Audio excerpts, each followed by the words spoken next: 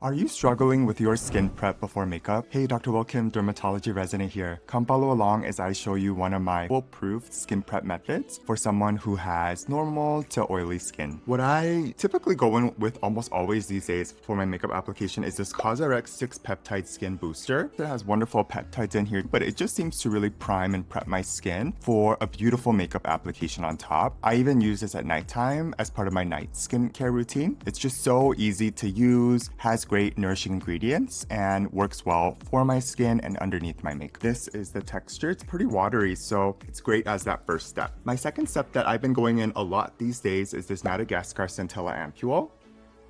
Sometimes I will use a different type of hyaluronic acid serum or a polyglutamic acid serum. Anything that is going to have a really great humectant to hold water and make sure that my skin stays nice and hydrated throughout a long day. So this one is also pretty watery, just a touch less than the COSRX one. I love using something like this as usually my second step, sometimes my third, depending on the texture of my vitamin C. One of the vitamin C's that works for me, but many of them also do, is this Vanicream Vitamin C. This one is affordable, gentle, and it just works great under makeup. That's the texture of this vitamin C, and fragrance-free, nourishing, amazing. The fourth step, I typically will use some sort of milky toner, and the one I've been using is the Prequel half and half fluid moisturizer. This one is the thickest milky toner I've used, and so it goes towards the end of my routine in the morning. I think of a milky toner as just really hydrating the skin, also having some emollients in here too to really help lock in that moisture for my skin, and it seems to work amazing under the eyes. I think there's a really common misconception that using a really thick eye cream to hydrate the under eye is the way to go, but that's actually the wrong way to go for most people. For many people, when you try to use that really thick eye cream in the morning under makeup, what happens is that it just can't fully dry down, and so you still have some product there, and when you go in with your concealer on top, it's either gonna mix together or throughout the day it's gonna be more likely to separate. And so I love using my under eye creams at nighttime, but I typically won't use one in the daytime, especially a really thick one, because that seems to cause more issues with concealer and whatnot, and it leads to more of that product falling into the fine lines and accentuating texture. Instead, a milky toner for me has been a game changer, really hydrating my under eye area and making my concealer just be as long lasting as possible. Of course, there's going to be natural creasing as you talk and move, even with setting your concealer, but using a milky toner, and especially a thicker one, has been a game changer for me. So I love using it under makeup, but also at night. It's just amazing. And then the last step is I will use some sort of Korean sunscreen under makeup. I've tried a lot of different mineral sunscreens, and many of them, for me, they do pill. There's some that pill less than others, some that pill horribly, but these Korean sunscreens, many of them, if not most of them, have just been perfect for me under makeup. And so I used